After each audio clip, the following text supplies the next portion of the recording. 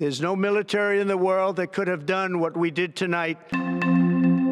শেষ পর্যন্ত ইরানের মাটিতে সরাসরি মার্কিন হামলা, আর এভাবেই ঘোষণা করলেন প্রেসিডেন্ট ডোনাল্ড ট্রাম্প নিজেই।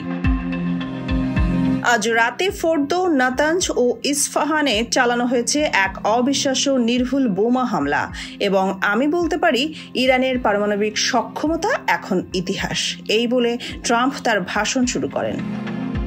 তিনি বললেন, ইরান যদি এখনো শান্তি না চায় তবে সামনে অপেক্ষা করছে আরও ভয়ঙ্কর পরিণতি, আর এইবারের মতো ভবিষ্যতের হামলা হবে আরও বড় এবং আরও সহজ।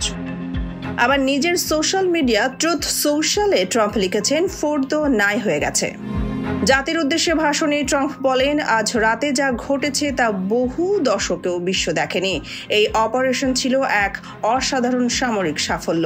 ট্রাম্প একই সাথে ধন্যবাদ জানিয়ে ইসরায়েলের প্রধানমন্ত্রী নেতানিয়াহুকে বলেছে, আমরা এমনভাবে টিম হিসেবে কাজ করেছি যেটা ইতিহাসে নজিরবিহীন।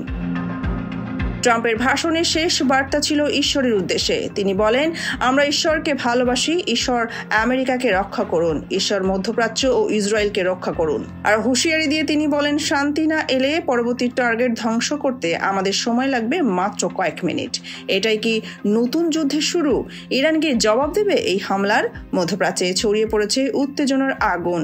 আপনার কি মতামত? কমেন্টে জানান, এবং সংঘাত কোথায় গিয়ে শেষ হবে? সোনিয়া খান, খবর সংযোগ।